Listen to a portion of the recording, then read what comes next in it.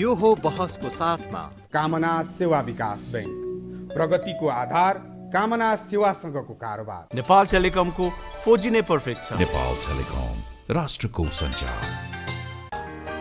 Garima Bikas bank, access to all. Vinayak Siddha college, committed for quality education. गर्वैदेखि बलियो Bhugarbha cement. AITM को perfection, admissions open.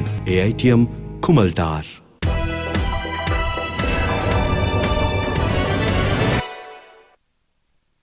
नमस्कार, यो बहसमा म यहाँहरूलाई हार्दिक स्वागत गर्दछु।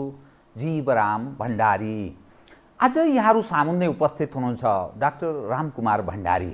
उहाँ अधिकारकर्मी हुनुहुन्छ। वार क्राइम एन्ड इन्टरनेसनल लमा उहाँले विद्यावारिधि गर्नुभएको छ।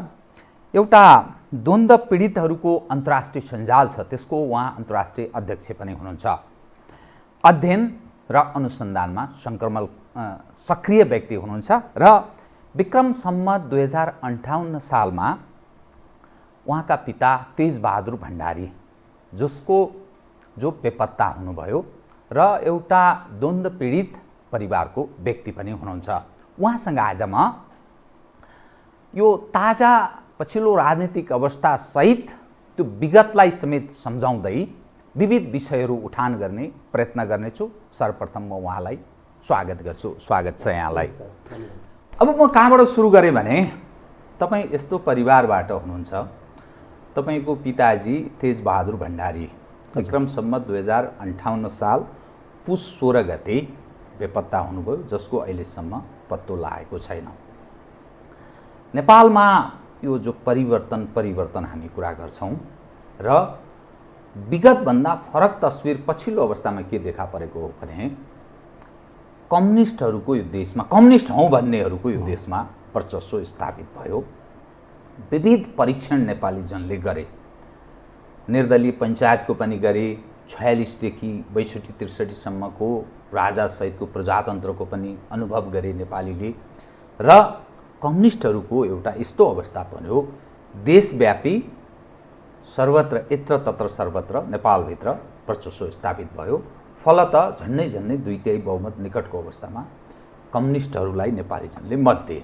तर यहाँ आइपुग्दा सवाल के रह्यो भने, विगतभन्दा यिनीहरूले केही फरक काम गरे, नेपालीहरूको शिर उचो पार्ने काम गरे, त्यो जनजीविकाको सवाललाई सम्बोधन गरे, समृद्ध नेपाल हुन सक्यो, त्यस्तो देखा पर्दैन।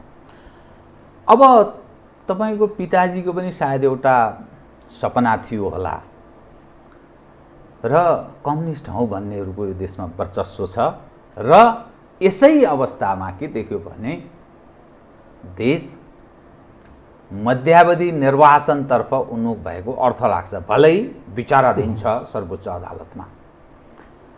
अब जुन अवस्थामा नेपालको राजनीति प्रवेश गरेको छ, तपाईँको दृष्टिकोणमा म अलिकति तपाईँसँग अलिक खुलेर विषय उठान गर्न चाहेको, मानिसहरू यो वा त्यो पक्षमा लागेर आफ्नो धारणा सार्वजनिक गरिरहेका कारण प्रतिनिधि सभा पुनर्स्थापना भयो भने सबै ठिक हुन्छ भन्ने एउटा छ, अर्को चुनावमा गइयो भने सबै समस्या सुल्झन्छ भन्ने खालको दृष्टिकोण यहाँ हाम्रो समाजमा अहिले बहस छलफलको विषय बनेको छ। त्यो खास गरी यी पढे लेखेका कथित व्यक्तिहरू र अलि सम्भ्रान्त जस्ता सडकमा, काठमाडौँमा, बजारमा देखा पर्छन्। त्यो जन र नेपाल देशको विषयभन्दा त्यो विषय प्राथमिकतामा परेको छ। अब यो राजनीतिक तस्बिरलाई, यो देखिएको तस्बिर मैले बताएँ, तपाईँहरू जस्तो मानिस कसरी हेर्नुहुन्छ बताउनुहोस् त। मैले त्यसपछि अरू विषय क्रमशः उठान गर्छु, कृपया। हस्, धन्यवाद। तपाईँले पृष्ठभूमिमा अलिकति इतिहासको, राजनीतिको परिवर्तनका कुराहरू पनि जोड्नुभयो होइन। यसलाई एकदम संक्षेपमा हामीले समीक्षा गर्ने हो भने मलाई चाहिँ के लाग्छ भने, तपाईँले मेरो बुवाको घटना पनि जोड्या हुनाले हामी द्वन्द्वबाट असाध्यै पीडित भयौँ। र 2052 सालमा माओवादीले जुन सपना देखाएर जनयुद्धको नेतृत्व गर्यो र ऊ आफू मात्रै विघटित भएन, सपनाहरूको पनि हत्या गर्यो। र हामी पीडित परिवारहरू, म जस्तै हजारौँ परिवारहरू, बेपत्ता परिवारहरू, घाइते अपाङ्गता भएका परिवारहरू, जनमुक्ति सेनाका योद्धाहरू भनौँ होइन, शहीद परिवारहरू, थुप्रै प्रभावित समुदायहरू आज पनि न्यायको खोजीमा राज्यलाई प्रश्न गरिरहेका छन् र राज्य जवाफदेही बन्न राज्यले अभिभावकत्व ग्रहण गर्नुपर्छ भन्ने द्वन्द्व पीडितहरूको जुन एउटा मुख्य एजेन्डा थियो, राज्यले कहिल्यै पनि ती जनताहरूको, ती सीमान्तकृतहरूको, पीडितहरूको अभिभावक बनेन। त्यसमा हाम्रो आज पनि गुनासो छ र मुख्य प्रश्न चाहिँ राज्य रूपान्तरणमुखी एजेन्डामै गएन। र आज तपाईँले भनेका कुराहरूलाई संक्षेपमा भन्ने हो भने तपाईँको यो डरलाग्दो चित्र चाहिँ देखिन्छ र हामी तपाईँको यसरी तपाईँको विभाजित भयौँ कि आज समाज, राजनीति, नागरिक समाज, सारा समुदाय चाहिँ विभाजित छ र त यो विभाजनको रेखा तपाईँको लम्बिँदै जाँदाखेरि हामी एउटा भयङ्कर द्वन्द्वमा जाने हो कि भन्ने सङ्केतहरू मैले देख्दछु। र आज पनि तपाईँको राज्य जसरी जानुपर्थ्यो, तपाईँले भनेको अहिले निर्वाचनको खुबै तपाईँको एजेन्डाहरू बाहिर छन्, मान्छेहरू तपाईँको सडकमा पनि ओर्लिएका छन्, पक्षमा विपक्षमा। मलाई चाहिँ के लाग्छ भने यो संसद पुनर्स्थापना भए पनि नभए पनि हामी तपाईँको भयङ्कर ढङ्गले विभाजित भएका छौँ र एउटा नयाँ खालको द्वन्द्वमा नेपाल प्रवेश गरिसकेको छ भन्ने मलाई लाग्छ। र यो पुनर्स्थापना हुनु नहुनुले चाहिँ राजनीतिक समाधान दिन्छ भन्ने लाग्दैन। किन तपाईँलाई त्यस्तो लाग्यो? किनभने काहीँ न काहीँ तपाईँको पिताजीले पत्याएको व्यक्तिहरूको अहिले नेपाली समाजमा वर्चस्व, राजनीतिक हिसाबले राजपाटमा उहाँहरूको वर्चस्व छ। यतापट्टि हेर्नुहुन्छ रामबहादुर थापा बादलजी हुनुहुन्छ, त्यसै गरी लेखराज भट्टजीहरू हुनुहुन्छ। प्रतिपक्षको भूमिका प्रचण्डजीहरू निभाइरहनु भएको छ। भलै उहाँहरू खुट्टिनु भएको छैन, को सत्तापक्ष के पक्ष कि विपक्ष भन्ने त्यो संवैधानिक हिसाबले त्यस्तो अवस्था देखिँदैन। तर किन अब तपाईँलाई किन त्यो निष्कर्ष तपाईँले निकाल्नुभयो? भोलिका दिनमा पनि यो सम्बोधन हुँदैन, यसरी चल्दैन भन्ने निष्कर्ष तपाईँले निकाल्नुको पछाडिको कारण के छ? त्यसमा हाम्रो तपाईँको नेपाली समाजको संरचना, हाम्रो राज्यको चरित्र, राजनीतिक दलहरूको भूमिका र समाजमा हामीले अहिले जे देखिरहेका छौँ र समाज जसरी अघि बढिरहेको छ, मलाई के लाग्छ भने चाहिँ हाम्रो समाजमा अहिले भइरहेका बहसहरू, राज्यको तपाईँको गतिविधिहरू हेर्दाखेरि चाहिँ हाम्रो राज्य राजनीतिक दलहरू उल्टो बाटो हिँड्ने भन्ने लाग्छ मलाई एउटा।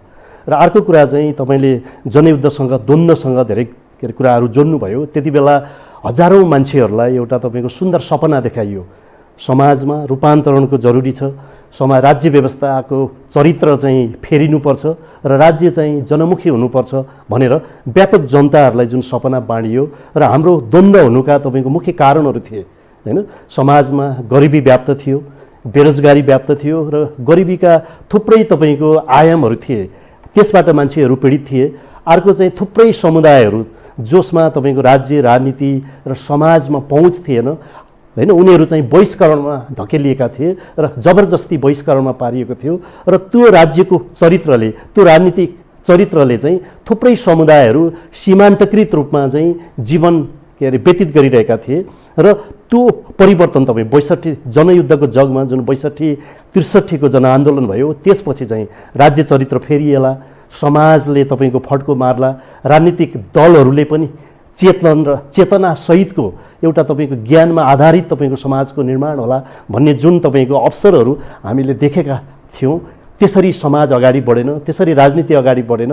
र 62-63 सालमा खास गरेर भन्दाखेरि जब माओवादीले पार्टीभित्र व्यापक परामर्श नगरिकन ती शहीद परिवारहरू, बेपत्ता परिवारहरू, थुप्रै पीडित समुदायहरू, होइन, उनीहरूले जुन जुन सपना बाँडेका थिए, होइन, ती मान्छेहरूसँग, त्यो समुदायसँग व्यापक परामर्श नगरिकन नेतृत्वले एकलौटी ढङ्गले जब शान्ति सम्झौतामा हस्ताक्षर गरेर घुमाउरो ढङ्गले संसदीय व्यवस्थाको विरुद्धमा युद्ध जिहाद छेडेको पार्टीको नेतृत्वले घुमाइ फिराइ फेरि आफूलाई संसदीय व्यवस्थाकै प्रतिनिधिको रूपमा जसरी, होइन, उनीहरूले तपाईँको युद्धको समाप्त गरे, त्यसले चाहिँ के देखिन्थ्यो भने शान्ति सम्झौताले पनि केही तपाईँको रूपान्तरणमुखी एजेन्डाहरू प्रस्तुत चाहिँ गर्यो, तर जनताका प्रस्तावहरूलाई, जनताका प्रस्तावनाहरूलाई सम्बोधन गर्ने गरेर चाहिँ जनमुखी, होइन, राज्य चरित्र निर्माण गर्ने गरेर राजनीतिक दलहरू प्रस्तुत गरेनन्। र पीडित परिवारहरूको दृष्टिकोणबाट भन्दाखेरि मैले अहिले जुन बहिष्करणमा परेका गरिबहरू, गाउँमा बस्ने अधिकांश तपाईँको अशिक्षितहरू, सीमान्तकृत समुदायको आँखाबाट हेर्ने हो भने राजनीतिक दलहरूले शान्ति सम्झौतामा जे प्रतिबद्धताहरू गरे त्यसमा पनि बेइमानी गरे। 64 को संविधान सभालाई हेर्ने हो भने अलिकति, होइन, परिवर्तन होला कि भनेर त्यो चाहिँ असाध्यै समावेशी, होइन, सबै तबकाका मान्छेहरूको जमघट भएको एउटा संविधान सभा थियो। जब त्यो संविधान सभालाई बलात् तपाईँको माओवादीकै नेतृत्वमा विघटन गरियो, त्यहीँबाट नै प्रतिगमन सुरु भयो भन्ने चाहिँ मलाई लाग्छ। किन भन्दा रूपान्तरणमुखी एजेन्डाहरू पनि विघटन भए, माओवादीले यो राज्य सत्तालाई परिवर्तन गर्ने गरेर जुन आफ्नै जनसत्ताको अभ्यास गर्यो, जनमुक्ति सेनाहरू निर्माण गर्यो, थुप्रै मान्छेहरूले बलिदानी गरे र त्यो सँगसँगै उसले आफूले नै निर्माण गरेको परिवर्तनमुखी जनसत्ता, जनमुक्ति सेना र शहीद बेपत्ताहरूको सपनालाई एकैचोटि हत्या गरेर जब अर्को संविधान सभामा प्रवेश गर्यो, त्यही बिन्दुबाट माओवादी आन्दोलन पनि विभाजित भयो र अरू विभिन्न स्वार्थहरूको गठजोड भएर बनेको पछिल्लो जुन एकताको कुरा हामीले गरिरहेका छौँ त्यो त टिकाउ हुने कुरै थिएन, स्वार्थहरूको गठजोड थियो, अपवित्र पनि थियो भन्ने मलाई लाग्छ। किन भन्दा दुईतिर फर्किएका शक्तिहरू आफ्नो तपाईँको नेतृत्वको एउटा स्वार्थले एक ठाउँमा आएको थियो, त्यो चाहिँ टिक्नेवालै थिएन र त्यो चाहिँ पछाडि हट्यो अथवा फेरि तपाईँको विघटनको सङ्घारमा गयो र अहिले एक थरी मान्छेहरूले फेरि तपाईँको पुस 5 गतेपछि प्रतिगमन भयो भनेर जुन व्याख्या गरिरहेका छन्, मलाई लाग्छ हामी उसो भए पुस 4 गतेसम्म सबै ठिकै थियो त? थिएन। हामी त राज्यसँग प्रश्न गरिरहेका थियौँ, राज्य जवाफदेही भएन भनेर हामी सडकमै थियौँ। अहिले चाहिँ के 20औं वर्षदेखि सडकमा छौँ। जो धारणा राखिरहनु भएको छ त्यो पुस 4 सम्म ठिक थियो भनेर जो तपाईँले प्रश्न गर्नुभयो नि, त्यो पक्षले तपाईँहरूलाई चाहिँ काहीँ अहिले सम्झेको स्थिति छ कि सम्झेको स्थिति छैन? मलाई सम्झ्यो भन्ने लाग्दैन। तपाईँको व्यावहारिक ढङ्गले हाम्रा मुद्दाहरू सम्बोधन गर्ने ढङ्गले अथवा समाजलाई, राजनीतिलाई साँच्चै रूपान्तरण गर्ने ढङ्गले समाजका सबै मुद्दाहरूलाई एकैचोटि उठाउने गरेर हामीले जसरी सबैलाई समेट्नु पर्थ्यो समेटिएन। अहिले तपाईँ देख्नुहुन्छ थुप्रै तपाईँको मिडियामा पनि तपाईँको थुप्रै सम्पादकहरू, थुप्रै तपाईँको नाम चलेका लेखक विश्लेषकहरू, तपाईँले भन्नुभयो पढे लेखेका समुदायहरूले जसरी तपाईँको मुद्दाहरूलाई विकेन्द्रित गर्ने गर्छन्, त्यस्ताहरूको धारणा हामीले सुन्यौँ भने हामी त तपाईँको 2058 सालमा मेरो बुवा बेपत्ता पारिएदेखि म निरन्तर रूपमा यही तपाईँको मानव अधिकार र सामाजिक न्यायको क्षेत्रमा पनि हामी उभिएका छौँ। व्यक्तिगत ढङ्गले, सामाजिक ढङ्गले, राजनीतिक ढङ्गले हामीले पनि आफ्नो ठाउँमा योगदान गरेका छौँ। तर राज्यले, ती विभिन्न समुदायहरूले, राजनीतिक पार्टीहरूले हाम्रो मुद्दालाई चाहिँ कहिले पनि प्राथमिक एजेन्डामा राखेनन्। कहिले पनि हाम्रो यो द्वन्द्व पीडितहरूको न्यायको, सामाजिक न्यायको मुद्दा चाहिँ यो राज्यको राजनीतिक दलहरूको र यो नागरिक समाजको केन्द्रीय एजेन्डा नै बनेन भन्ने मेरो गुनासो हो। तपाईँसँग म नि अलिकति विगतमै फेरि कोट्याएँ है त। जुन तपाईँले भन्नुभयो जुन ढङ्गले हामीले आस्था जनाएको स्वीकारेको नेतृत्व पङ्क्तिले जुन रूपमा ऊ रूपान्तरित, जुन ढङ्गले ऊ प्रवेश गर्यो राजनीतिमा, त्यो नेतृत्वको नियत खराब थियो र यता गयो कि या त्यसले आत्मसमर्पण गर्यो बाध्यात्मक रूपमा? यो दुई विषय मैले यसकारण उठान गरेको, एक समय त्यो नेतृत्वलाई तपाईँको पिताजीले पनि श्रद्धा गर्नुभयो, त्यसकारण उहाँ मर्न र मार्नका लागि तयार हुनुभयो। सायद उहाँले केही सपना देख्नुभयो, अरूले पनि देखे 16-17 हजार, यो वा त्यो पक्षका दुवै पक्षबाट उनीहरू काहीँ न काहीँ आशावादी थिए, यसले ठिक गर्दैछ यो नेतृत्वले भन्ने दुवै पक्षलाई लागेको थियो नि। 17-18 हजार मारिनुको अर्थ तपाईँले जुन पक्षको कुरा गरिरहनु भएको छ त्यसको के नियतै खराब थियो या त्यसले आत्मसमर्पण गर्यो, गद्दारी गर्यो? बताउनुहोस् त। अब उनीहरूका पछिल्ला व्यवहारहरू हेर्दाखेरि होइन, उनीहरूले चाहिँ तपाईँको अब उनीहरू आफै तपाईँको फरक ढङ्गले रूपान्तरण भए भन्ने देखिन्छ। राजनीतिक रूपमा हेर्नुभयो भने त राजनीतिक समर्पण नै, आत्मसमर्पण नै हो यो होइन। किन भन्दा उनीहरूले जुन मुद्दा उठाएका थिए आज त्यो मुद्दाहरू उनीहरूले होइन एकदम ठिङ्ग उभिएर नैतिक बलसहित उठाउने देखिँदैन। किन भन्दा उनीहरूमा त्यो खालको राजनीतिक नैतिकता पनि देखिएन। आफैले गरेका प्रतिबद्धताहरू जसरी उनीहरूले होइन आफै तपाईँको सरकारमा, शक्तिमा अथवा राजनीतिक दलको नेतृत्वमा हुँदाखेरि त्यसलाई कार्यान्वयनको तहमा लान सकेनन्, गर्दाखेरि राजनीतिक बेइमानी गरे भन्ने देखिन्छ। र अर्को कुरा तपाईँले जुन त्यो घेराबन्दीमा परे भन्ने कुराहरू गर्नुभयो, उनका उठबस, उनका सङ्गतहरू हेर्दाखेरि ती मुद्दाहरू जो हिजो जनताहरूले उनीहरूलाई समर्थन गरे होइन, उनीहरूको आधार बनाउन उनीहरूले योगदान गरे, बलिदान गरे, त्यो बलिदानीमा पनि बेइमानी गरे भन्ने म चाहिँ देख्दछु। र उनीहरूको सङ्गत चाहिँ तपाईँको दलालहरू, तस्करहरू होइन, उनीहरू नै तपाईँको राजधानीमा बसेर आफैले बिचौलियाहरू निर्माण गरे। त्यसरी हेर्दाखेरि चाहिँ यी त तपाईँको दलालहरू, तस्करहरू, बिचौलियाहरूका ठेकेदार बने भन्ने देखिन्छ। र ती राजनीतिक मुद्दाहरूलाई बेइमानी गरेर होइन। त्यसरी तपाईँको त्यो राज्यको रूपान्तरणलाई पनि आफै जसरी उनीहरू बाधक बने र सामाजिक न्यायका प्रश्नहरूमा हामी जाँदाखेरि चाहिँ सामाजिक न्यायको पक्षमा पनि उनीहरू के अरे उभिएनन्। त्यसले गर्दाखेरि चाहिँ यो चाहिँ तपाईँको राजनीतिक बेइमानी मात्रै होइन, के अरे उनीहरूले नेपालको राज्यको चरित्रलाई फेर्ने र यो राज्यलाई रूपान्तरणमुखी एजेन्डामा लाने कुरामा चाहिँ के अरे होइन तिनीहरूले चाहिँ गद्दारी नै गरे भनेर भन्न सकिन्छ। अब म यस सवालमा नि 5 वटा पक्ष छ है। हजुर। प्रचण्डजीहरू एउटा पक्षको नेतृत्व गरिरहनु भएको छ, विप्लवजी अलग ढङ्गले प्रस्तुत भइरहनु भएको छ, मोहन वैद्यजीहरू अलग अवस्थामा हुनुहुन्छ, रामबहादुर थापा बादल र डाक्टर बाबुराम भट्टराई अलग अलग स्थानमा हुनुहुन्छ। माओवादी, तत्कालीन माओवादी, नेकपा माओवादी, जनयुद्धकालीन माओवादी छिन्न भिन्न अवस्थामा छ। यो 5 धुरीमा ध्रुवीकृत भएको तुलनात्मक सबभन्दा बढी गद्दारी, दुर्नियत, अपराधजन्य काम तपाईको दृष्टिकोणमा यी सबैले गरे कि बढी र घटीको अवस्था हो, अथवा तपाईको आस्था विश्वास यो नेतृत्व पंक्ति उपर के धारणा? त्यसरी घटी र बढीमा के अरे हेऱ्यो भने चाहिँ हामीले तपाईँको हिजो पनि गम्भीर के अरे अपराधका घटनाहरू घटाउँदाखेरि राज्य जिम्मेवार भएन भने राज्यलाई प्रश्न गरेका थियौँ होइन। र यो चाहिँ राज्य सत्ताकै प्रश्न थियो राजनीतिक रूपले हेर्ने हो भने। र माओवादी आन्दोलनकै नेतृत्व गरेका 2 जना महत्त्वपूर्ण होइन नेतृत्वकर्ताहरू नै तपाईँको राज्य सत्ताको के अरे बागडोर समाउन पुग्नुभयो होइन।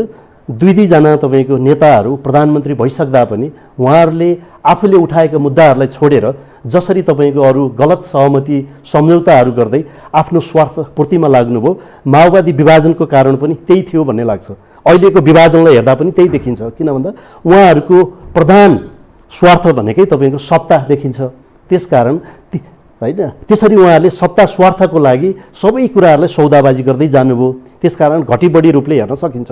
र माओवादी आन्दोलनले उठाएका एजेन्डाहरूलाई समीक्षा गर्ने हो भने होइन जसले तपाईँको प्रचण्डले जनयुद्धको नेतृत्व गर्नुभयो र उहाँकै नेतृत्वमा हजारौँ मान्छेहरूले बलिदानी गरे, त्यही बलिदानीमा टेकेर सत्ता सुखमा त रमाउनु भयो, तर ती मान्छेहरूका एजेन्डाहरूलाई उहाँले बिर्सनुभयो। त्यसैमा प्रश्न गरेर थुप्रै मान्छेहरूले तपाईँको पार्टीबाट विद्रोह गरेर माओवादी छिन्न भिन्न भयो। र हिजो तपाईँको आज हामीले त राजनीतिक रूपमै तपाईँको स्वतन्त्र ढङ्गले बहस गर्ने हो भने पनि माओवादी आन्दोलनले उठाएका एजेन्डाहरूलाई चाहिँ अब यो जनयुद्ध पनि तपाईँको अधुरो रह्यो। जनताका प्रस्तावहरू बाटैमा अलपत्र परे। थुप्रै बेपत्ता परिवारहरू प्रश्न गरिरहेका छन्। शहीद परिवारहरू, घाइते अपाङ्गहरू, जनमुक्ति सेनाहरू पनि अलपत्र छन् भनेर ती सबैका मुद्दाहरूलाई उठाएर फेरि पनि नेपालमा तिनै गरिबीका प्रश्नहरू उस्तै रहे। राज्य सत्ताको चरित्र फेरिएन। बहिष्करण, सीमान्तीकरणको कुराहरू झनै तपाईँको बढ्दै गयो भनेर नेत्रविक्रम चन्द विप्लवले फेरि तपाईँको नयाँ ढङ्गको तपाईँको आन्दोलन जरुरी छ भनेर उहाँ जसरी उठ्नुभयो आउनुभयो होइन। त्यसलाई फेरि राजनीतिक ढङ्गले अब तपाईँको के अरे प्रतिबन्ध पनि लगाइयो। अहिले त होइन वार्ता संवादको कुरा पनि देखिन्छ। त्यसरी के अरे हेर्दाखेरि चाहिँ नेपालमा जसरी खालको जुन खालका युद्ध आन्दोलनहरू भए ती युद्ध आन्दोलनहरूले चाहिँ जनताका प्रस्तावहरूलाई सम्बोधन गरेन भन्ने नै देखिन्छ। त्यसकारण त्यो विभाजनलाई तपाईँको ती प्रश्नहरूलाई अनि यो तपाईँको अहिलेको जुन एकदमै ठुलो पोलराइजेसन छ यसलाई हेर्दाखेरि चाहिँ हाम्रो नेपालमा हिंसा चाहिँ रोकिएको हो, द्वन्द्व सकिएको छैन भन्ने नै देखिन्छ। हिंसा रोकिएको, द्वन्द्व समाप्त भएको छ। द्वन्द्व समाप्त भएन। अनि त्यो द्वन्द्वको नाममा, मानव अधिकारको नाममा, समाजमा रूपान्तरणको नाममा, विभिन्न नाममा तपाईँ बुझ्नुहुन्छ या जान्नुहुन्छ या तपाईँ पनि त्यही भित्रको अङ्ग हुनुहुन्छ कि के हुनुहुन्छ? अलिक खुलिदिनुहोस् न। कुरा के छ भने नेपालमा यी विभिन्न नाममा विदेशीहरू लगानी गरिरहेका छन्। लामो समयदेखि नेपालीहरू दुखी छन्। नागरिक समाजका नाममा पनि कहिलेकाहीँ खुल्छन्, कहिलेकाहीँ मौन रहन्छन्। नेपालीहरू प्रश्न गर्न थालेका छन्, यी हो कोन? को हुन् यी? कतैबाट आयो कि अलि चलमलाउँछ, फेरि त्यो बन्द भयो कि फेरि चुपचाप रहन्छ? नेपालीहरूले आज मात्रै दुःख पाएको हो र यो विषय उठ्ने गर्छ, फेरि अर्को अवस्था आयो फेरि मौन रहन्छ। यो तपाईँ चाहिँ कुन ठाउँमा उभिनु भएको छ बताइदिनुहोस् त। तपाईँ द्वन्द्व पीडितहरूको एउटा अन्तर्राष्ट्रिय सञ्जालको अध्यक्ष पनि हुनुहुँदो रहेछ। मानव अधिकार र सामाजिक रूपान्तरणमा पनि म क्रियाशील तपाईँले भन्नुभयो।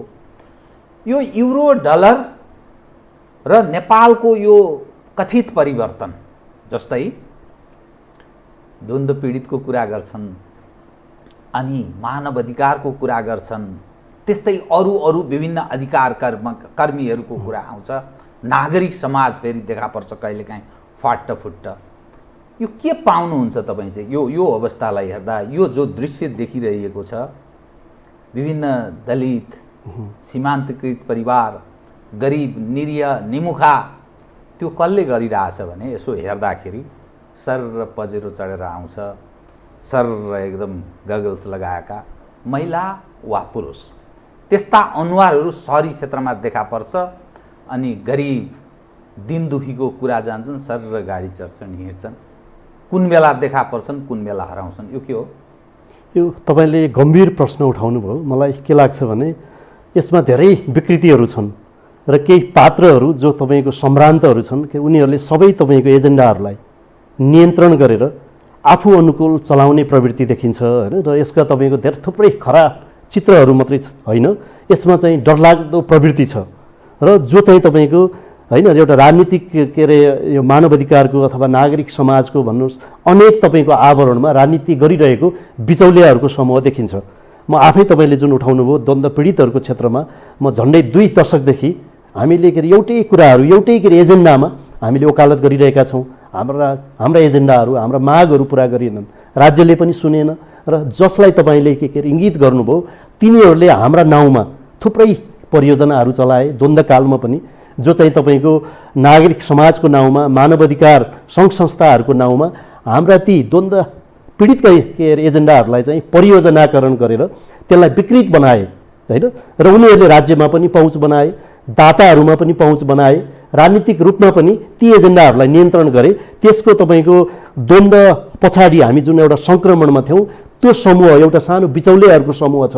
हामीले के अरे अहिले मैले नामै लिनु पर्दैन, जो चिनिएका छन् ती बिचौलियाहरूको समूह 12 बुँदे सम्झौता हुँदै शान्ति सम्झौतामा पनि आफ्नो एजेन्डाहरूलाई उनीहरूले त्यहाँ त्यो के अरे 12 के बुँदादेखि शान्ति सम्झौताका विभिन्न बुँदाहरूमा राख्न सफल भए होइन। त्यो समूह काठमाडौँमा सक्रिय थियो, नयाँ दिल्लीमा सक्रिय थियो, ब्रसेल्स जेनेभादेखि न्युयोर्कसम्म सक्रिय थिए।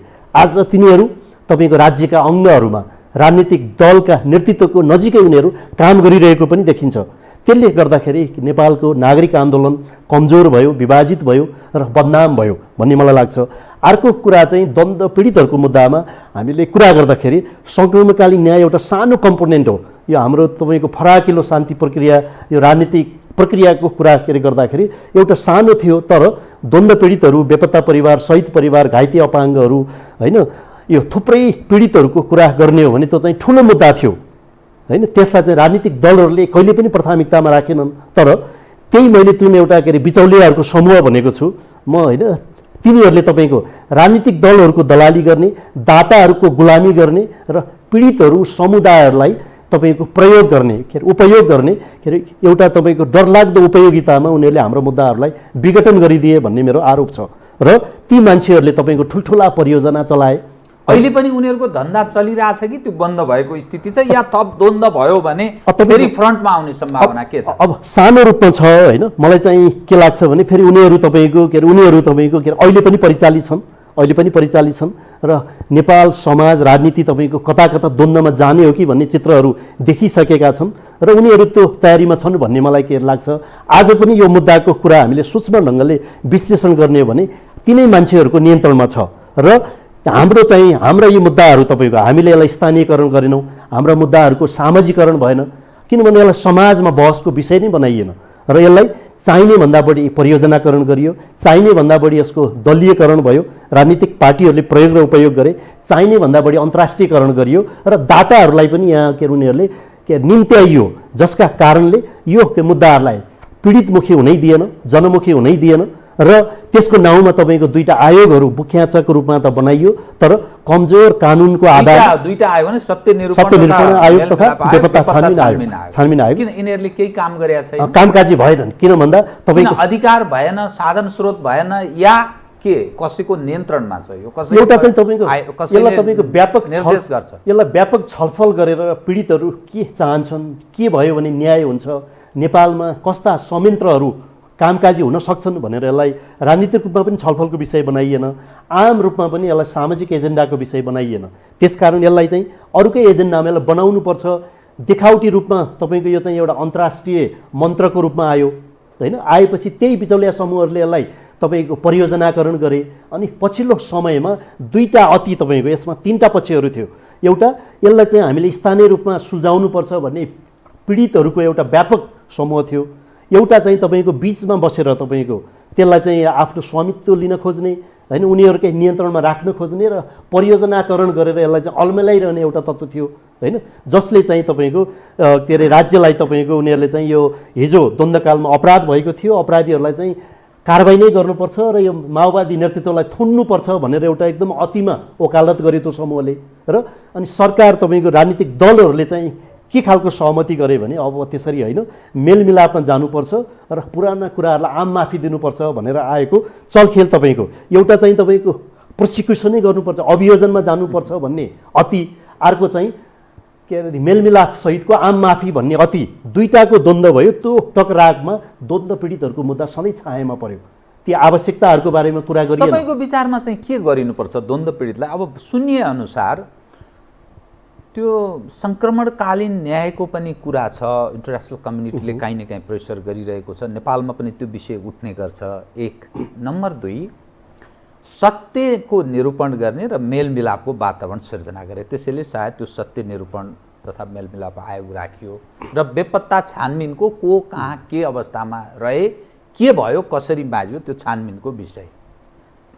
अनि त्यो कतिपय बेपत्ता छानबिन अनि पीडित परिवारहरूलाई राहत दिने, त्यो घाइते अपाङ्गहरूलाई सहयोग गर्ने, यी सबै बजेटहरू प्राप्त भएको, राज्यले त्यस ढङ्गले दिएको र कतिपय विषय सम्बोधनको क्रममा रहेको, त्यो निरन्तर जारी छ, निरन्तर छ भनेर भनिन्छ। यो स्थिति चाहिँ के हो बताउनुहोस् त?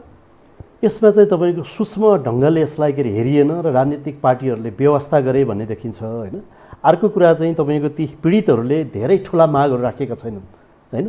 यो चाहिँ तपाईँको सत्तासँग जोडिएको प्रश्न पनि होइन, उनीहरूले यो चाहिँ राज्यको जवाफदेहिता र राज्यको दायित्वसँग जोडिएको विषय हो। तपाईँको हाम्रो सरकार एउटा तपाईँको अन्तर्राष्ट्रिय समुदायको सदस्य, संयुक्त राष्ट्रसङ्घको एउटा पक्ष राष्ट्र भएको नाताले पनि राज्यले थुप्रै तपाईँको हस्ताक्षरहरू गरेको छ अन्तर्राष्ट्रिय सन्धिमा, कमसेकम त्यो अनुसार गरिदेऊ भन्ने अन्तर्राष्ट्रिय प्रश्न पनि हो, दायित्व पनि हो। अर्को कुरा, हामीले तपाईँको थुप्रै पटक सर्वोच्च अदालतसम्म हाम्रा त्यो मागहरू राखेर हामीले मुद्दाहरू दायर गऱ्यौँ र सर्वोच्च अदालतले स्पष्ट ढङ्गले सरकारलाई निर्देश पनि गरेको छ पटक पटक होइन, बेपत्ताको सार्वजनिकरण गर, पीडितहरूलाई न्याय देऊ र यसलाई चाहिँ एउटा सामाजिक न्यायसहितको मेलमिलाप गर भनेर तपाईँको राजनीतिक रूपमा बहसहरू पनि भएका छन्। तर राज्य त्यसतर्फ जिम्मेवार बनेन भन्ने हाम्रो प्रश्नहरू हुन्। आज पनि हाम्रो मुद्दा चाहिँ के हो भने हामीले तपाईँको राजनीतिक अलिअलि आर्थिक सहयोगहरू अथवा कतिपयलाई रोजगारी दिने विषय, यावत विषय पैसाहरू गएको कुरा, त्यो के भयो त? त्यो होइन, त्यो राज्यले गर्यो होइन। मैले के होइन भने नि किन त्यो गर्न जरुरी थियो भने त्यो पनि हाम्रै माग अन्तर्गत थियो। तपाईँको हिजो द्वन्द्वमा जो मान्छेहरू पीडित भए उनीहरू गाउँघरका दलितहरू, सामान्य परिवारका मान्छेहरू, गरिबहरू, सीमान्तकृतहरू नै पीडित हुन्। अधिकांश आज पनि गाउँघरमै बस्छन्, झनै पीडित भइरहेका छन् र राज्य प्रक्रियाबाट सीमान्तकृत ढङ्गले तपाईँको पछाडि पारिएका छन्। त्यसलाई राज्यले हेर्नुपर्छ, तिनीहरूको कुरा राज्यले सुन्नुपर्छ र यो राजनीतिक प्रक्रियालाई गम्भीर समीक्षा गरेर यो मुद्दालाई सल्ट्याउनुपर्छ भन्ने नै हाम्रो माग हो। किन भन्दा राजनीतिक प्रक्रियामा अथवा राजनीतिक आन्दोलनमा हाम्रो पनि योगदान छ, हामीले बलिदान गरेका छौँ र यो राजनीतिक परिवर्तनलाई हामीले स्वीकार गरेका छौँ। तर राज्यले हामीलाई स्वीकार गरेन भन्ने अर्को प्रश्न हो। किन भन्दा आज पनि तपाईँको शान्ति सम्झौता भएको 15 वर्षपछि पनि बेपत्ताहरूको स्थिति सार्वजनिक गर भनेर हामीले राज्यसँग प्रश्न गर्नुपर्ने भइरहेको छ, हामीले प्रश्न उठाइरहेका छौँ। अनि त्यो बेपत्ताहरूलाई सार्वजनिक गर्न केले रोक्यो, कसले छेक्यो भन्ने हाम्रो गम्भीर प्रश्न हो। तपाईँले अहिले उठाएको प्रश्नसँग जोड्दाखेरि माओवादी नेतृत्वमै प्रचण्ड र बाबुराम भट्टराईको नेतृत्वमा सरकारहरू बने, हामीले उनीहरूसँग पनि थुप्रै विज्ञप्ति हामीले तपाईँको मागहरू गऱ्यौँ। सार्वजनिक गर्न केसले रोक्यो भन्दाखेरि उहाँले सार्वजनिक गर्न सक्नु भएन।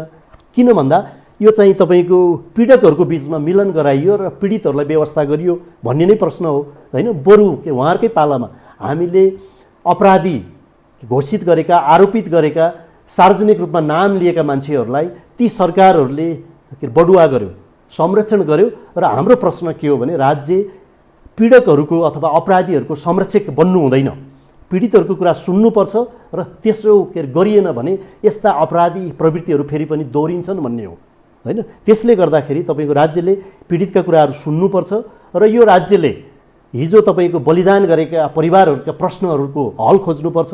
त्यसो भएन भने हामी आफै तपाईँको लामो समयसम्म हाम्रा प्रश्नहरूको हल खोजिएन भने हामीमा तपाईँको बदलाभाव पनि आउन सक्छ। त्यसो भयो भने समाजमा फेरि अशान्ति होइन त्यस्ता प्रवृत्तिहरू बढ्न सक्छन् जुन कुराहरू अहिले देखिन थालेका छन्। तपाईँले नेत्रविक्रम विप्लवको कुरा गर्नुभयो, त्यो कुरा गर्नु भने के अरे उहाँहरूले जुन त्यो एकीकृत जनक्रान्ति भनेर होइन राज्यको के अरे विरुद्धमा जुन प्रश्नहरू उठाइरहनु भएको छ त्यसमा के अरे हेर्ने हो भने पछिल्लो समयमा झन्डै 1 दर्जन मान्छेहरूको शहादत भएको छ होइन। तिनीहरूलाई कसरी हेर्ने तपाईँको शान्ति सम्झौता पछाडि पनि ती घटनाहरू भए के अरे अहिले पनि हजारौँ मान्छेहरू तपाईँको के अरे हिरासतभित्र छन् होइन। यो राजनीतिक बन्दीहरूलाई कसरी हेर्ने के अरे अहिले पनि राजनीतिक के अरे गतिविधिहरूमा नियन्त्रण गरिएको छ त्यसलाई कसरी हेर्ने होइन। यो चाहिँ नयाँ समस्याहरू थपिन थाले भनेको मैले नयाँ चित्रहरू देखिसकेँ। हामी तपाईँको 52 साल पछाडिका घटनाहरूमा पनि प्रश्न गरिरहेका छौँ। राज्य गम्भीर भएर यसलाई हामीले भनेको चाहिँ प्रक्रियामा थुप्रै त्रुटिहरू भएका छन्, कानुनमा थुप्रै त्रुटिहरू छन्, सरकारले गर्ने संयन्त्रहरूमा थुप्रै के अरे त्रुटिहरू छन्। त्यसलाई सच्याउने हो र हाम्रा कुराहरू यी मागहरूलाई सम्बोधन गर्ने हो भने एउटा तपाईँको राजनीतिक पार्टीहरूले पनि समीक्षा गर्नुपर्छ। यो सबै प्रक्रियाको एउटा आम तपाईँको गम्भीर समीक्षा हुनुपर्छ र त्यो समीक्षा होइन समीक्षा गोष्ठी भनौँ, समीक्षा सम्मेलन भनौँ, त्यो मार्फत चाहिँ सबै फेरि होइन यो के अरे मेन तपाईँको एक्टरहरूलाई हामीले एक ठाउँमा राखेर हाम्रो स्थानीय समाधान के हो भनेर एउटा समन्वयको ढङ्गले हामी के अरे गएनौँ भने फेरि तपाईँको यसले चाहिँ थुप्रै तपाईँको समस्याहरू चाहिँ के अरे निम्त्याउँछ भन्ने लाग्छ। यो अन्तर्राष्ट्रिय मुद्दा हो कि होइन? किनभने सङ्क्रमणकालीन न्यायको कुरा गरिरहेका छन् कतिपय मानिस होइन। यहीँ भित्र बसेर पनि त्यो विषय उठान गरेका छ। अन्तर्राष्ट्रिय कम्युनिटीका प्रतिनिधिहरू पनि नेपालमै पनि कार्यरत छन्। अनि यदि साँच्चै त्यस अनुरूप जाने हो जस तपाईँले जो भनिरहनु भएको छ अपराधीहरूलाई संरक्षण गर्ने काम, पीडक बीचको मात्रै मिलनको काम जो भयो भनेर भन्नुभयो, त्यसरी हेर्ने हो भने पार्टीको नेतृत्व पङ्क्तिका मानिस पनि कोही बाँकी रहँदैनन्। सुरक्षा संयन्त्रका मानिसहरूको पनि ठुलो सङ्ख्यामा त्यो अर्को स्थिति बन्न सक्छ। त्यो सम्भव छ त? जुन हाम्रो नेपाली समाज जुन अवस्थामा छ त्यो ढङ्गले जान सक्ने, थेगिन सक्ने त्यो सम्भावना छ? यसमा चाहिँ तपाईँको हाम्रो बहस चाहिँ पुगेन भन्ने मलाई लाग्छ होइन। मैले के अघि नै पनि सङ्केत गरेँ, यो तपाईँको अन्तर्राष्ट्रिय मुद्दा पनि हो। किन भन्दा मानव अधिकारका गम्भीर उल्लङ्घनमा राज्य जिम्मेवार हुनुपर्छ र हाम्रो सरकार, हाम्रो राज्य अन्तर्राष्ट्रिय समुदायको एउटा सदस्य राष्ट्र भएको कारणले संयुक्त राष्ट्रसङ्घले थुप्रै तपाईँको के अरे आफ्ना हस्ताक्षरहरू गरेको छ। अस्ति भर्खरै तपाईँको 1 महिना अगाडि हाम्रै परराष्ट्र मन्त्रीले अन्तर्राष्ट्रिय समुदायको सामु फेरि पनि वाचाहरू गर्नुभयो। हामी न्यायको प्रत्याभूति गर्छौँ, सामाजिक न्याय र मानवाधिकारको हामी संरक्षण र रक्षा गर्छौँ र पीडितहरूलाई न्याय दिन्छौँ भनेर उहाँले प्रतिबद्धता जाहेर गर्नुभएको छ। र यसै वर्ष अन्तर्राष्ट्रिय समुदाय संयुक्त राष्ट्रसङ्घमा नेपालको एउटा विश्वव्यापी आवधिक समीक्षा भएको थियो। त्यो समीक्षा प्रतिवेदनमा के अरे नेपालले आफ्नो प्रतिबद्धता जाहेर गरेको छ। र अर्को कुरा हामीले तपाईँको जानी नजानी तपाईँको द्वन्द्वकै क्रममा सरकारले, राज्यले तपाईँको संयुक्त राष्ट्रसङ्घको यो मानवाधिकार उच्च आयुक्तको कार्यालयलाई सरकारले निमन्त्रणा गर्यो र सन् 2005मा द्वन्द्व नसकिँदै उनीहरूले आफ्नो कार्यालय राखेर यस्ता घटनाहरूको उनीहरूले दस्तावेजीकरण गरे र जब उनीहरू तपाईँको शान्ति सम्झौता पछाडि उनीहरू फर्किएर गए त्यो दस्तावेज आज पनि संयुक्त राष्ट्रसङ्घसँग छ। थुप्रै तपाईँको राष्ट्रिय अन्तर्राष्ट्रिय संस्थाहरूले त्यसको दस्तावेजीकरण गरेका छन् र हामी आफैले पनि यो राज्यले, राष्ट्रले हाम्रो मुद्दाहरू सम्बोधन नगरेपछि म आफैले मेरो बुवाको घटनालाई संयुक्त राष्ट्रसङ्घको मानवाधिकार समितिमा राजनीतिक तथा नागरिक अधिकार उल्लङ्घन गरेको आरोपमा सरकारका विरुद्धमा म आफैले मुद्दा दायर गरेँ र त्यस्ता झन्डै 2 दर्जन मुद्दामा संयुक्त राष्ट्रसङ्घले सरकारलाई निर्देशन र सिफारिस गरेको छ। यी मान्छेहरूको सार्वजनिकरण गर, परिवारलाई न्याय देऊ र यस्ता घटनाहरू नदोहोरिने सुनिश्चितता गर भनेर सरकारलाई तपाईँको घचघच्याएको छ। तर राज्यले फेरि तपाईँको कार्यान्वयनको तहमा गएन र जवाफदेही बनेन। त्यसकारण यी मुद्दाहरू तपाईँको अन्तर्राष्ट्रियकरण भइसकेका छन्। र अर्को कुरा हामीले अन्तर्राष्ट्रिय रूपमा प्रयोग गर्ने भनेको एउटा संयुक्त राष्ट्र सङ्घका संयन्त्रहरूलाई प्रयोग गर्ने हो, जसमा हामी तपाईँको त्यहाँ केही कार्यदलहरू हुन्छन्। अब जस्तै बेपत्ता सम्बन्धी कार्यदल छ, त्यसमा हामीले नेपालका मुद्दाहरू हामीले हालेका छौँ। अर्को चाहिँ संयुक्त राष्ट्र सङ्घको मानवाधिकार समितिमा पनि हामीले केही मुद्दाहरू हालेका छौँ र त्यसको के अरे सरकारलाई तपाईँको सिफारिस पनि भएको छ। र अर्को चाहिँ हामीले एउटा प्रयोग गरेको अर्को विषय यो तपाईँको विश्वव्यापी क्षेत्राधिकार, त्यसलाई युनिभर्सल जुरिस्डिक्सन भन्छ। जुन जुन राष्ट्रहरूले तपाईँको यातना, बेपत्ता अनि यो के अरे बलात्कार र हत्या, जबरजस्ती हत्यामा चारवटालाई तपाईँको अन्तर्राष्ट्रिय कानुनले अन्तर्राष्ट्रिय अपराध अथवा युद्ध अपराध मान्छ, त्यसमा हामी तपाईँको यो विश्वव्यापी क्षेत्राधिकार प्रयोग गर्न सक्छौँ। त्यही अनुरूप तपाईँको नेपाली सेनाका कर्णेल लामालाई, कुमार लामालाई बेलायतमा पक्राउ गरियो र पछि तपाईँको धेरै प्रमाणहरू पुगेन भनेर उहाँ मुक्त पनि हुनुभयो र अहिले सेनामै कार्यरत हुनुहुन्छ। यसरी यस्ता कुराहरू प्रयोग हुन सक्छन्। तर बाहिर यो मानवाधिकार नागरिक समाजको क्षेत्रमा जुन तपाईँको हल्लाहरू हुने गर्छन् र नेपालीहरूलाई अन्तर्राष्ट्रिय अदालतमा उभ्याइन्छ, कारबाही गरिन्छ भन्ने कुराहरूमा तथ्यगत आधारहरू चाहिँ छैनन्। किन भन्दा द्वन्द्वको बेलामा तपाईँको राज्य जवाफदेही हुने हो, विद्रोही पक्ष राज्यलाई मान्दिन, संविधानै मान्दिन भनेर जसरी राज्यका विरुद्ध नै विद्रोह गरिरहेको हुन्छ, विद्रोही शक्ति जिम्मेवार हुँदैन। तर प्रमाणहरू पुग्यो भने त्यो अन्तर्राष्ट्रिय दायराभित्र जान सक्छ, बहसको विषय होला। तर हामीले यहाँ चाहिँ चाहिने जति बहस गरेनौँ र बग्यौँ भन्ने मलाई लाग्छ। अर्को कुरो चाहिँ समाधान फेरि पनि हामीले स्थानीय रूपमै खोज्नुपर्छ। अन्तर्राष्ट्रियकरण गर्ने होइन, यो होइन। यो अन्तर्राष्ट्रियकरणले तपाईँको परिवारहरूलाई, पीडितहरूलाई झन् पीडित बनाउने रहेछ। आखिरी जवाफ त हामीले राज्यसँगै लिने रहेछ। जस्तै मैले आफ्नै उदाहरण भने नि, हामीले संयुक्त राष्ट्र सङ्घमा हामीले त्यही गर्न सक्थ्यौँ, हामीले गऱ्यौँ।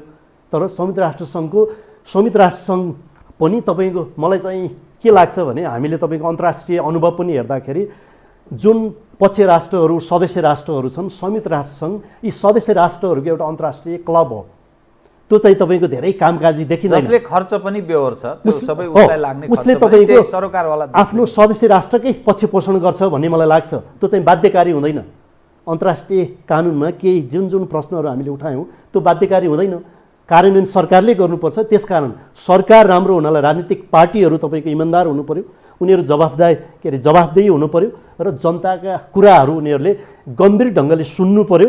त्यसो भयो भने चाहिँ हामी शान्तिपूर्ण ढङ्गले एउटा रूपान्तरणमुखी समाजको निर्माणतर्फ हामी लाग्न सक्छौँ। त्यसो भएन भने यहाँ तपाईँको बदलाभावहरू जन्मिने, राजनीतिक रूपमा विग्रहहरू हुने, हामी भयङ्कर द्वन्द्वमा फस्ने र यसरी हामी विभाजित हुँदै जाँदाखेरि हामीले खोजे जस्तो न्याय पनि प्राप्ति हुँदैन, हामीले सोचे जस्तो राजनीतिक संयन्त्रहरू पनि बन्दैनन् र होइन हामीले सोचे जस्तो तपाईँको राज्यको चरित्र पनि फेरिँदैन भन्ने मलाई लाग्छ। त्यसकारण गम्भीर समीक्षा गर्नु जरुरी छ। त्यो समीक्षा भन्नुभयो तपाईँले र सम्बोधनको कुरा के, सम्बोधन भनेको के गरेर गर्ने?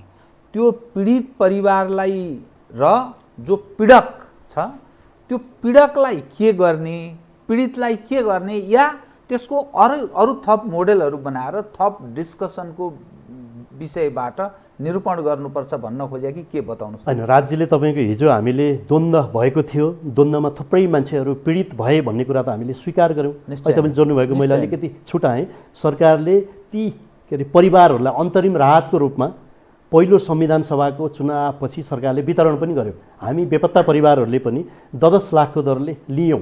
तर हामीलाई के लाग्यो भने हामीले जुन जवाफै नपाइकन थुप्रै परिवारहरूले काजक्रिया संस्कार गर्न पाएनन् आफ्नो परम्परा अनुरूप, त्यो नपाइकन सरकारले राहतको रूपमा तपाईँको एउटा पैसा दिएर हाम्रो मूल्यसँग, हाम्रो परिवारको मूल्यसँग साट्यो भन्ने जुन हाम्रो तपाईँको गुनासो हो, त्यसलाई तपाईँको न्यायमा रूपान्तरण गर्नुपर्छ भन्ने हो। मैले भन्न खोजेको सरकारले अन्तरिम राहत मार्फत अथवा शान्ति सम्झौता मार्फत, यो होइन हाम्रो अन्तरिम संविधान हुँदै तपाईँको नयाँ संविधान मार्फत यो राजनीतिक परिवर्तनलाई होइन स्वीकारेर, हिजो द्वन्द्वमा तपाईँको बेपत्ता पारिए, हत्या भयो भन्ने कुरालाई त राजनीतिक रूपले त स्वीकार गर्यो, औपचारिक ढङ्गले स्वीकार गर्यो। तर त्यसमा पीडकहरू को थिए, के कारणले पीडा दियो भनेर पीडकहरूलाई कारबाही पनि गरेन, बर्खास्त पनि गरेन। राजनीतिक सहमतिको आधारमा उनीहरूलाई तत्त ठाउँमा राखियो अथवा बढुवा गरियो। मैले भन्न खोजेको होइन, अब जस्तै मेरै बुवालाई हामी तपाईँको थुप्रै मान्छेहरूको नाम लिन सक्छौँ। मेरो बुवालाई जबरजस्ती पक्राउ गरेर आफ्नै नियन्त्रणमा उहाँ पार्टीमा चाहिँ क्रियाशील हुनुहुन्थ्यो त्यति बेला तपाईँको यो के अरे एजेन्डालाई समर्थन गर्नुहुन्थ्यो। तपाईँको सशस्त्र रूपमा के अरे हिँड्नु भएको शस्त्रसहित हिँडेको व्यक्ति होइन, घरमै बसेर सामाजिक होइन कामहरूमा पनि क्रियाशील हुनुहुन्थ्यो। उहाँ चाहिँ रिटायर्ड शिक्षक हुनुहुन्थ्यो होइन, गाउँमा के अरे लोकप्रिय हुनुहुन्थ्यो। तर उहाँलाई जबरजस्ती एउटा आरोपमा माओवादीलाई भात खुवायो, बस्न दियो र सगायो भन्ने आरोपमा जबरजस्ती पक्राउ गरेर बेपत्ता पारियो र सार्वजनिक गरिएन। त्यसैमा हाम्रो प्रश्न हो र यो मैले तपाईँलाई गर्नुपर्छ भन्ने चित्त दुखाउने गरेर यो प्रश्न उठान गर्न खोजेको होइन कि जो पीडित छ त्यो पीडितको आफ्नो खाले पीडा हुन्छ, जसले बाबु गुमाएको छ, आमा गुमाएको छ, परिवारजनका दाजु भाइ दिदी बहिनी गुमाएका छन्, त्यसको अलग पीडा छ। तर जो व्यक्ति शस्त्र अस्त्र सहित हिँड्नुको अर्थ कसैलाई मार्छु भनेर हिँड्नेलाई त्यो राज्यले नियन्त्रण गर्ने विषय अस्वाभाविक हो र मैले तपाईँको पिताजीसँगको सवाललाई यो जोडेको होइन। तपाईँले सुरुमै भन्नु मेरो पिताजी आस्था चाहिँ राख्नुहुन्थ्यो तर शस्त्र अस्त्र सहित हुनुहुन्थेन जो भनिरहनु भएको छ। यस सवालमा तपाईँ एउटा अधिकारकर्मी है कि सामाजिक न्यायको पनि कुरा गर्ने एउटा पढे लेखेको एउटा व्यक्ति, वार क्राइम र इन्टरनेसनल लमा तपाईँले विद्यावारिधि पनि गर्नुभएको छ। यो तपाईँको अध्ययन र यो प्र्याक्टिस नेपालमा भएको व्यवहारिक पक्ष जसले अस्त्र उठाएर हिँड्छ त्यसको प्रतिवाद राज्यले त अस्त्र उठाएको थिएन, त्यसको प्रतिवाद स्वाभाविक होइन। यसमा तपाईँको अन्तर्राष्ट्रिय कानुनका पनि स्पष्ट मान्यताहरू छन्, हाम्रा पनि स्पष्ट धारणाहरू छन् र हाम्रै सर्वोच्च अदालत र हाम्रै नीति नियमहरूले पनि हामीले विधि विधानको कुरा गर्ने हो भने तपाईँको त्यसमा सशस्त्र पक्षहरू बिचको जुन द्वन्द्व टकराव अथवा सशस्त्र पक्षहरूको जुन भिडन्त थियो, हामीले यो उठाइरहेको सङ्क्रमणकालीन न्यायको अन्तर्राष्ट्रिय राष्ट्रिय अवधारणाले पनि त्यसमा धेरै प्रश्नहरू गर्दैन र त्यसमा तपाईँको पीडक र पीडितहरूको कुरा पनि आउँदैन। हामीले उठाइरहेको चाहिँ जो तपाईँको निशस्त्र नागरिक समुदाय थियो तिनीहरूको तपाईँको राज्यले अथवा सशस्त्र समूहहरूले दुवै पक्षहरूबाट अपराधहरू भएका छन्, त्यसको निष्पक्ष छानबिन गर्नुपर्छ भन्ने मान्यतामा टेकेर होइन अन्तर्राष्ट्रिय मापदण्ड अनुरूप भनिएको कुरा नै त्यही हो। तपाईँको अन्तर्राष्ट्रिय अपराध कानुनले पनि यी चारवटा गम्भीर अपराधहरूलाई गम्भीर अपराध मानेको छ। हामीले तपाईँको कानुन पनि त्यसरी बनाएनौँ नेपालमा होइन, जुन तपाईँको जबरजस्ती हत्या, जबरजस्ती बेपत्ता, यातना र बलात्कार नेतृत्वको प्रब्लम रह्यो, नेतृत्वले बेइमानी गर्यो। बेइमानी गरे र मैले भन्न खोजेको चाहिँ यसमा तपाईँको स्पष्ट परिवर्तन भइसकेपछि त्यो विषयलाई सम्बोधन गर्न स्पष्ट अवधारणा छन्। तपाईँको हिजो तपाईँको नेपाली तत्कालीन साई सेना, नेपाल प्रहरी र उताबाट जनमुक्ति सेनाको नाउँमा तपाईँको भिडन्तहरू भए। भिडन्तमा के उठेका प्रश्नहरू हामीले उठाएका छैनौँ त्यति, त्यो चाहिँ राजनीतिक पार्टीहरूले हल गर्ने विषय हो। त्यसमा सशस्त्र युद्धका आफ्ना नियमहरू हुन्छन् होइन, सशस्त्र समूहले पालना गर्ने कुरा हो। जो चाहिँ निशस्त्र मान्छेहरू थिए होइन, जो चाहिँ तपाईँको घरमै बसिरहेका थिए, स्कुलमा पढाइरहेका थिए, पत्रकारिता गरिरहेका थिए, एउटा आम तपाईँको शान्तिपूर्ण तपाईँको नागरिक आन्दोलनमा थिए, तिनीहरूलाई पनि तपाईँको धरपकड गरेर पक्राउ गरेर हत्या गरियो, बलात्कार गरियो। त्यस्ता अपराधीहरूलाई हामीले कारबाही गर्नुपर्छ भन्ने हाम्रो माग हो। यसमा तपाईँको राज्य र राजनीतिक दलको नेतृत्व स्पष्ट हुनुपर्छ र अर्को कुरो अपराधीहरूलाई संरक्षण गरेर राखिनु हुँदैन। त्यसले चाहिँ तपाईँको खराब प्रवृत्तिहरूको होइन जन्म गराउँछ, त्यसले चाहिँ तपाईँको नयाँ नयाँ द्वन्द्वहरू चाहिँ निम्त्याउँछ भन्ने नै देखिन्छ। एउटा मान्यता के छ भने जसले फ्लाइङ गर्छ ल्यान्डिङ त्यसैले गर्नुपर्छ। जो सेफ ल्यान्डिङ भनेर उस समय पनि भनिन्थ्यो नि जब माओवादीहरू जनयुद्धको माओवादी घोषित जनयुद्ध प्रारम्भ भइरहेको थियो त सुरक्षित अवतरण सेफ ल्यान्डिङ अनि कतिपय मानिस भन्दथे जसले फ्लाइङ गर्छ त्यसैले ल्यान्ड गराउनुपर्छ भनेर भन्थे। तर यो अहिले जुन अवस्थामा म यो सवाललाई यतिकै थाँती राख्दै म फेरि ताजा अवस्थामा कार्यक्रमको अन्त्यतिर आएँ कि अब जुन ठाउँमा नेपालको राजनीति प्रवेश गरेको छ कम्युनिस्टहरूकै वर्चस्व छ यो देशमा। झन्डै 70% मत कम्युनिस्ट हौँ भन्नेको नाममा नेपाली जनले मत जाहेर गरेका छन्। प्रतिनिधि सभा पुनर्स्थापना वा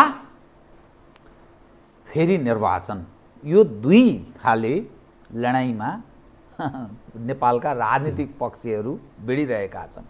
त्यसमा विभिन्न नामका व्यक्तिहरू पनि यता वा उता लागेको देखा पर्छ। ध्रुवीकृत हुन खोजेको जस्तो अर्थ लाग्छ। व्यापक राजनीतिक ध्रुवीकरणको सम्भावना पनि छ र यसले अर्को कोर्स लिन पनि सक्छ या यसैले ठेगी खान्छ भन्ने यो दुई एङ्गलबाट नेपालको राजनीतिलाई राष्ट्रिय र अन्तर्राष्ट्रिय समुदायले पनि सायद हेरिरहेछ। त यो जो अर्को प्रक्रियामा जान खोजे जस्तो अर्थ पनि लाग्छ या यस्तै सामसुम सम्झौतामै टुङ्गिन्छ भन्ने अर्थ पनि लाग्छ। त यो विषयलाई चाहिँ कसरी हेर्नु भएको छ? तपाईँ जस्तो मानिस, एउटा परिवार गुमाएको, पिताजी गुमाएको व्यक्ति, त्यत्रो द्वन्द्वबाट पीडित परिवारको मान्छे, यसले के समाधान दिन सक्छ कि त अर्को अवस्थामा प्रवेश गर्दा, या के हुन्छ?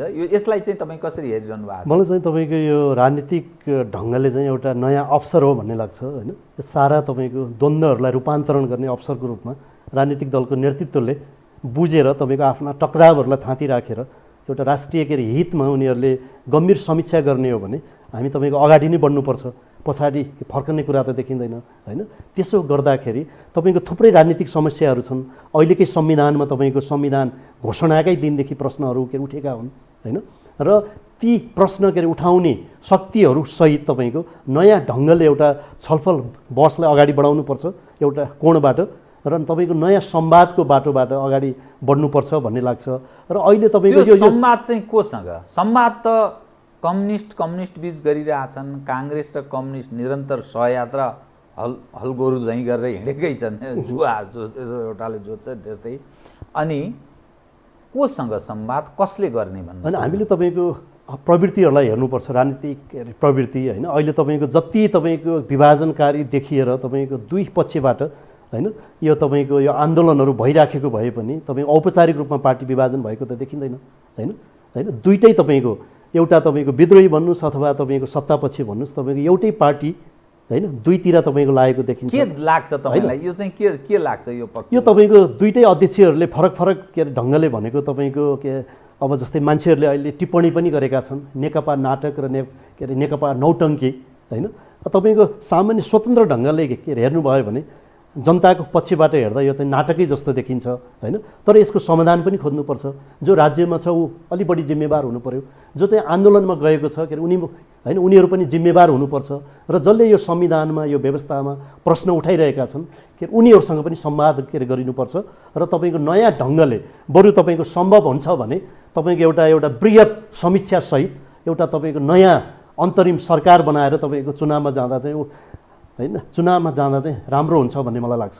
त्यसो भयो भने यो व्यवस्थाका त्रुटिहरूलाई पनि हामीले परिवर्तन गर्ने होइन।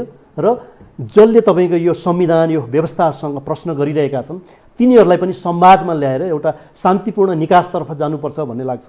र तपाईँको नेपाली जनताहरूको आम चरित्रलाई बुझ्ने हो भने हामी आफै तपाईँको बेपत्ता पीडितहरू परिवारहरू फेरि पनि अरू व्यक्तिहरू अर्को समाज होइन यसरी तपाईँको वर्षौँसम्म पीडित हुनु नपरोस्, मान्छेहरूले तपाईँको अन्यायको होइन भुक्तभोगी हुन नपरोस् भनेर हामी तपाईँको सामाजिक न्यायसहितको एउटा अधिकारसहितको स्वाभिमानसहितको तपाईँको एउटा नयाँ राज्य व्यवस्था हामीले तपाईँको कल्पना गर्नुपर्छ।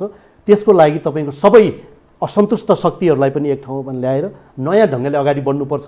अब जस्तै हिजो तपाईँको मैले राज्य सत्ताको चरित्रमा धेरै प्रश्नहरू उठाएँ। तपाईँको हामीले तपाईँको सुरक्षा संयन्त्रहरू प्रहरी सेनालाई पनि शान्ति सम्झौताको स्पिरिट अनुसार हामीले परिवर्तन गर्न सकेनौँ। अदालत कर्मचारी तन्त्रको होइन चरित्र फेरिएन। आज पनि तपाईँको भ्रष्टाचार व्याप्त छ।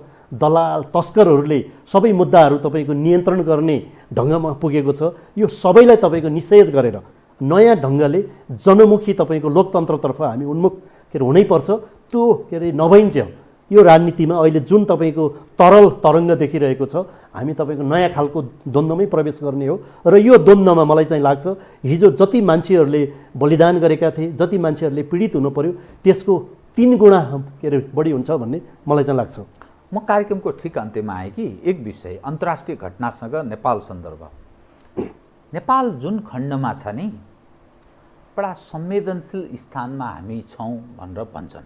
अन्तर्राष्ट्रिय विभिन्न विषयहरूलाई राम्रो जानकारी राख्ने बुझकी मानिसहरू।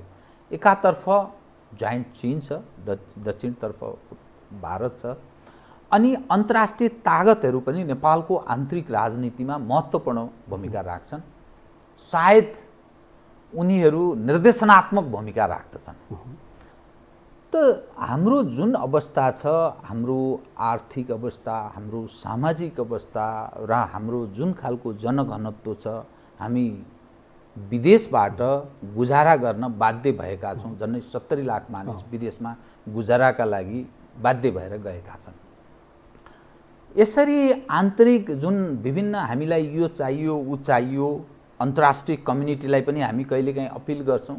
यसो गर्दा कहिलेकाहीँ मुलुकको अस्तित्व र हाम्रो क्षमता, जुन हाम्रो आर्थिक अवस्था छ, त्यो सबै वितरण गर्ने, दिने अनि यावत जति पनि विषयहरू उठान गर्छौँ त्यो राज्यले नसक्ने स्थिति पनि छ भन्ने एङ्गलबाट पनि मानिस प्रश्न गर्छन् कि त्यो हामी अप्ठ्यारो अवस्थामा त प्रवेश गरिरहेका छैनौँ। यो परिवर्तनका नाममा 12 बुँदे गऱ्यौँ, त्यसपछि इन्टरनेसनल कम्युनिटीले एक समय फेरि अर्को ढङ्गले वर्चस्व जमायो अनि तरल राजनीतिक अवस्था छ। त्यो खतरनाक अवस्थामा पुगेका छौँ जस्तो तपाईँलाई लाग्दैन?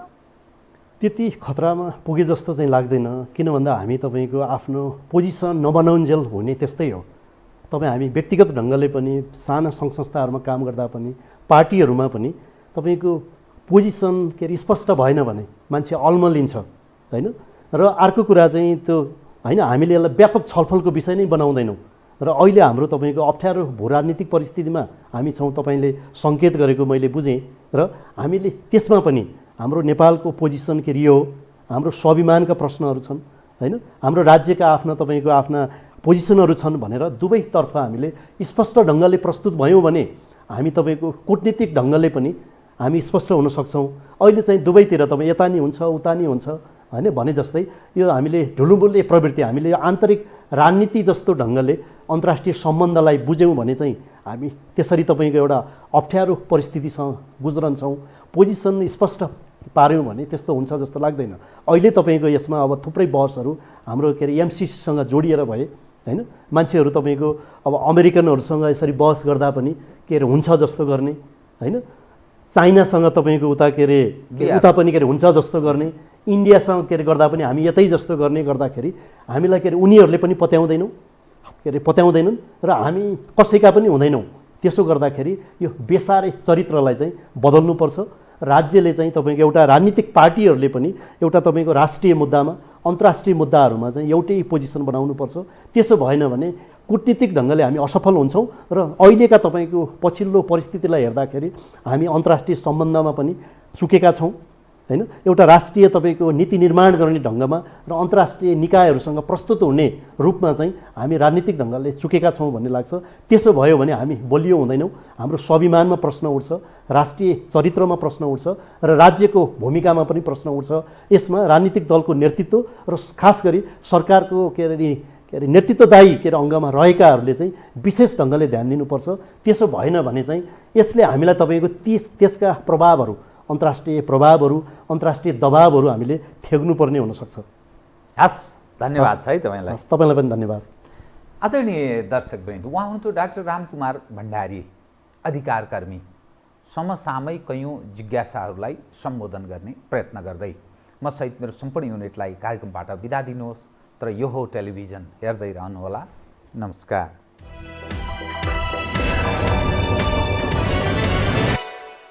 यो हो बहसको साथमा कामना सेवा विकास बैंक, प्रगतिको आधार कामना सेवासँगको कारोबार। नेपाल टेलिकमको 4G नै पर्फेक्ट छ। नेपाल टेलिकम, राष्ट्रको सञ्चार।